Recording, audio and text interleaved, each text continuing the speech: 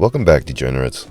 Just like the rest of you basic bitches, I'm using the new year as an excuse to reassess my watch collection and see if it needs to go in a new direction. Usually, the direction I end up heading is straight down into watch-addicted hell.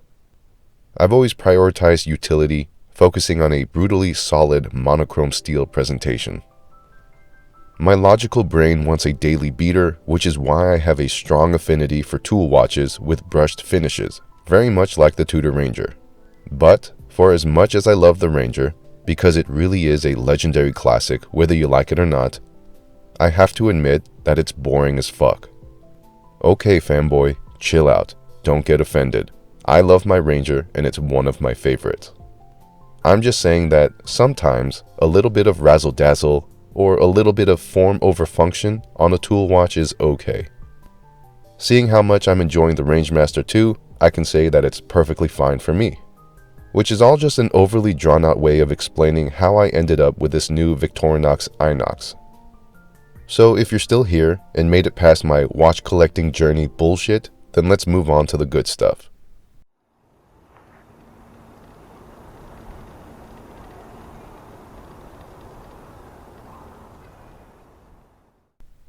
This isn't my first INOX.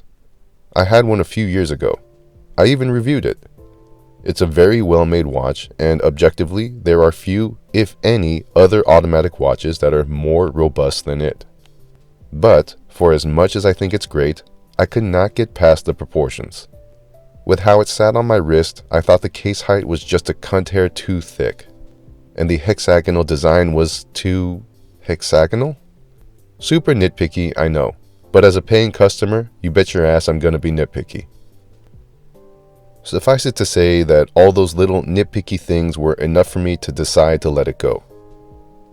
But despite those issues, that watch has had a hold on my memory as being one of the best and underrated tool watches on the market.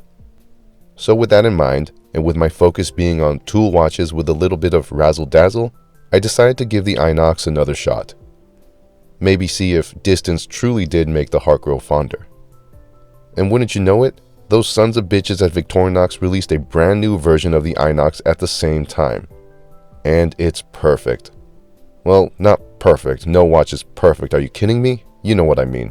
They fixed everything about the original INOX that bugged me. The proportions are just right. They make sense. No longer is it chonky for the sake of being chonky. It looks professional, powerful, and robust while still remaining sleek, lean, and elegant. For those curious, here are those dimensions. A 12mm case height with a 41mm diameter are my Goldilocks measurements. The 51mm lug-to-lug arguably could be considered too long, but it stretches out the hexagonal design perfectly, and on my 8-inch wrist, I've got zero complaints. With these measurements, I'd compare the proportions more to that of a Black Bay 41 or Submariner instead of its top-heavy predecessor. When you pair the unique hexagonal bezel with this proprietary guilloche dial, the resulting effect is a watch that I've been looking for. A tool watch with some style. Of course, I'm not calling it a tool watch just because it's advertised as one. In person and on the wrist, it's built like a brick shithouse. It is as metal can get, and I don't even think my words are expressing it correctly enough. I'm not saying this just because it's large and heavy. A lot of watches in the market give off the illusion of quality just because they weigh a lot. But anyone can make a heavy watch. It's a combination of density, fit, and actions that determine a watch's quality, and in this case, they're all top-notch. The crown, just like on the previous model, feels like it's anchored to the case and welded to the movement. Tudor has been my gold standard for crown action quality, even over Rolex, and I gotta say this is close to that, if not already equal. You might be wondering what that red arrow is, and I've concluded that it's simply to point to the crown. The bezel doesn't rotate, so it's not used to measure time, so I'm gonna chalk it up to being a quirky design choice that I enjoy. The bracelet utilizes a butterfly clasp, which isn't my choice for a tool watch, but a safety tab locked in by ceramic ball bearings covers the deployment links, making it superior to the typical garden variety butterfly clasp.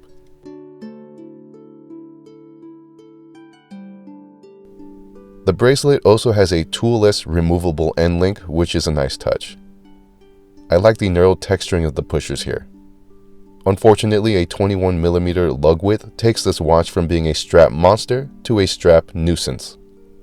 The straight lugs could have offered so much compatibility with every single style of bracelet, but at 21mm, all of that potential is gone. I don't know why they thought this was a good idea. Sometimes Swiss designers are really dumb. Whatever, it's exceptionally well made and looks great stock, so I can look past it. The case back is pretty generic and gimmicky, but straightforward and uneventful. I've got neither positive or negative things to say on it. I'm sure fans of the legendary Swiss Army knife will appreciate it, but I would have liked for them to keep the original style.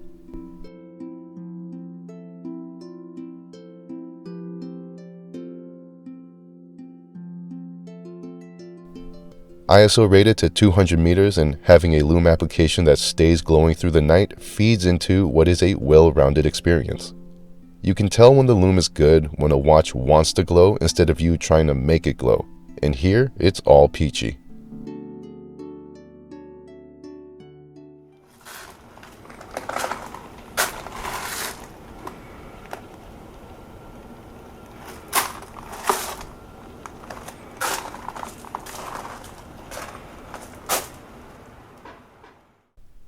Overall, when you take the case, the crown, the bracelet, the fit, and the finishing all together, what's left is 360 degrees of beautiful utility.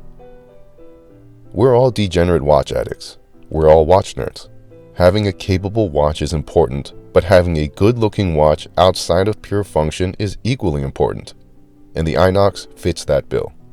It's like a hot blonde that can also cook and do car maintenance. Wearing the INOX is like being Tommy Lee while Pamela Anderson changes his oil. Probably not a good comparison, but I don't care. All I know is I like this watch. Overpriced or not, it's money well spent for me. It's exactly what I've been looking for, and if you made it this far, then I'm sure you're drooling over it too. That's all I got for now. Stay classy. I sure as hell won't.